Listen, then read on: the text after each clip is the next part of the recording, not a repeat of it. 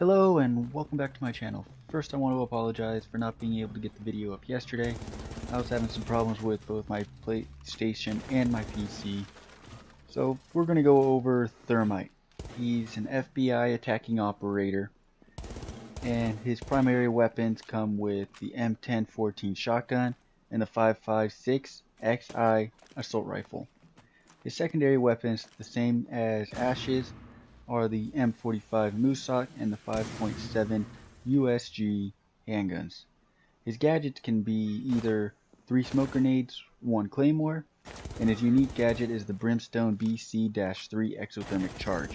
He has 2 of those. Thermite is probably one of the most used attacking operators in Rainbow Six.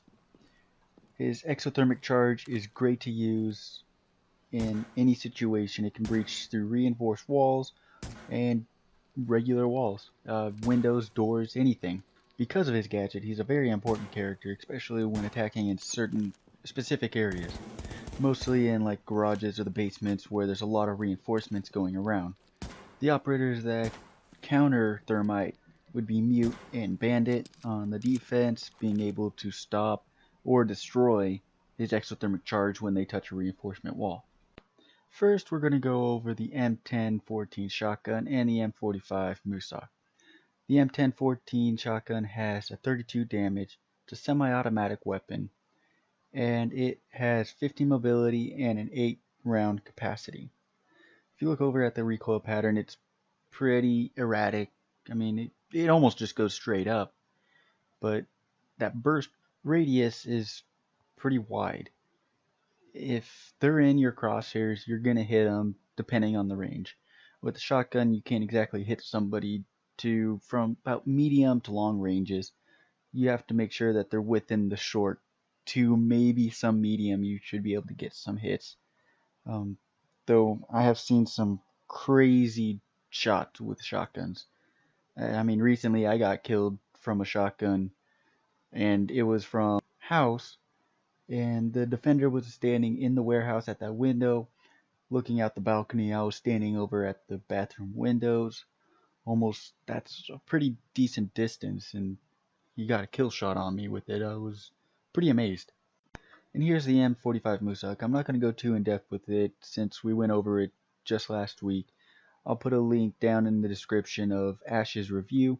You can catch the more in-depth version of it over there.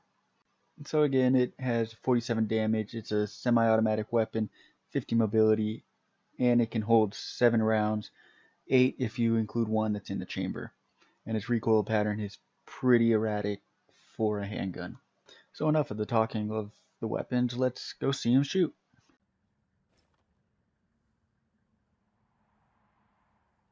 And here we have the M1014 shotgun firing. As you can see, through its single shot to rapid fire and hip fires, it was fairly accurate for a shotgun, only using it at short range, the best range to use your shotgun. All these shots are going to hit target as long as they're in the crosshairs and do pretty decent damage. You could probably get a downed enemy in 1 shot, maybe 2, and finish them off with that 2nd or 3rd shot.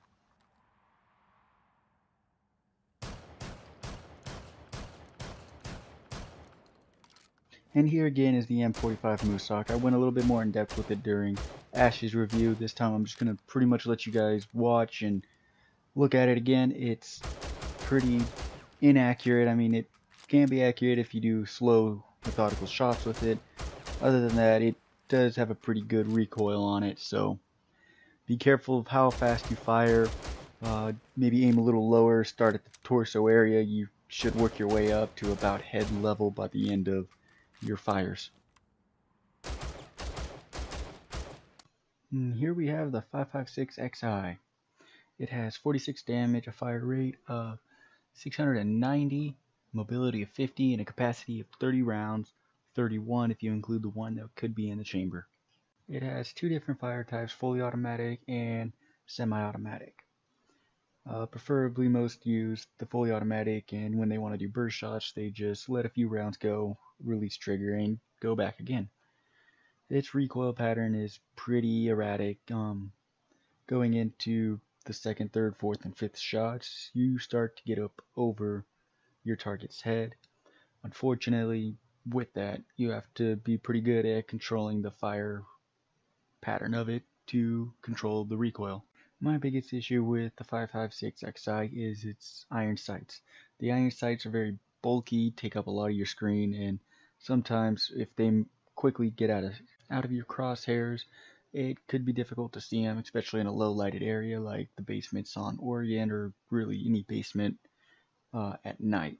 And here again we have the 5.7 USG, and just like with the M445 Musak, I'm going to put the link down in the description for Ash's review if you guys want a more in-depth version of this weapon. It has a damage of 27, it's a semi-automatic weapon, 50 mobility, and 20 round magazine, 21 if you include the one that may be in the chamber. Recoil pattern is way better than the Musak and definitely can be very accurate if you add the right attachments. And that's enough about these two weapons, let's go see them fire. So starting off with the 5.56 XI, I fired it in fully automatic, completely mag dump, then burst fire with fully automatic. Both of those pretty inaccurate. The burst fire a little bit more controllable versus just mag dumping. Then I went into the single shot mode and I did one shot every, I don't know, maybe about a second to control it and allow reset on it, and that hit every time, same spot. And then I did a 2-round burst fire with the semi-automatic, and that was very accurate, a lot more accurate than bursting with it. And then I did a mag dump with the semi-automatic, and as you saw, it became pretty inaccurate by the end of it. The fourth shot that I fired, it all maintained in that high area, would most likely be over the head of your target unless you fired starting at around mid-torso. And lastly we have the 5.7 USG. And again, just like with the M45 Musak, there will be another link in the description for the live fire of this weapon. So go on down and click on it if you want a little bit more in depth. I'm just going to let you guys watch the rest of this one and we'll continue on in a bit.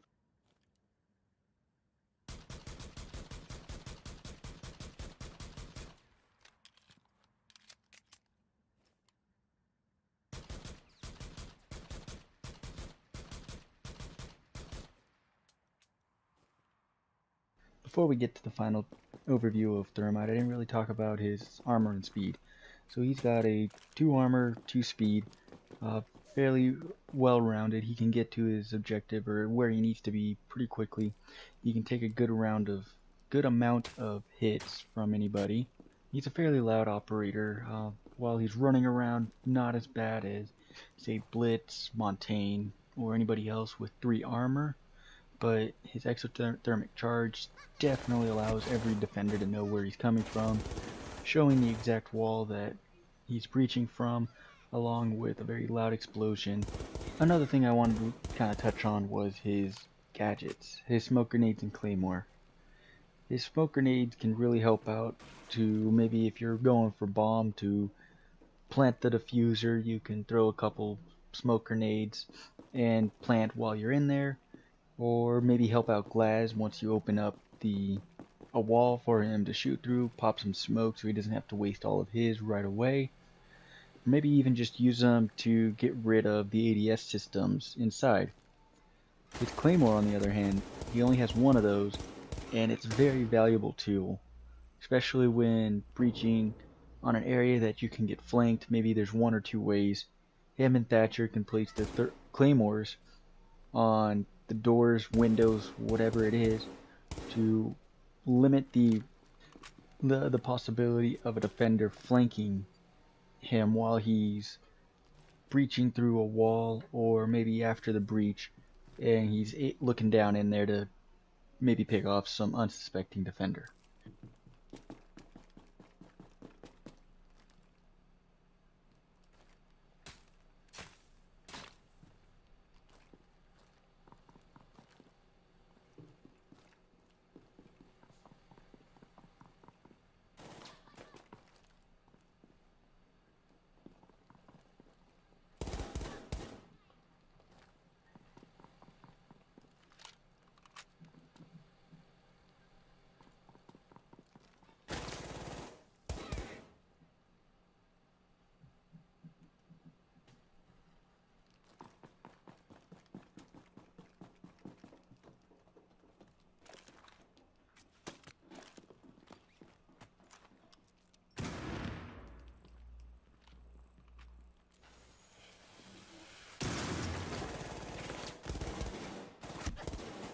And with all that being said, let's get to the final thoughts of Thermite. I think his pros are going to be his exothermic charge, using that to really gain the upper hand, open up more kill holes, maybe an area that you need to get rushed through. His 5.56 XI is pretty strong as long as you can control it, and his ability to have smokes and claymores, I think those two gadgets are really good to use. And I believe his cons are his 5.56 XI, although it was a pro, it's also fairly inaccurate and hard to control sometimes. His shotgun can be a con as well if you choose to use it, limiting yourself to short and medium ranges. And with his pros and cons added up, I believe that Thermite deserves a, drum roll please, 8.5. I believe he deserves every bit of that 8.5. He's a very usable operator in almost any situation. Just be sure to bring a Thatcher or Twitch with him wherever he goes. Hope you guys enjoyed this review, found it useful, learned something. Don't forget to drop a comment down below on what operator I should do next. Be sure to subscribe, click the little bell on the right side to make sure that you stay up to date with all the new videos I upload. Have yourselves a squirrely day.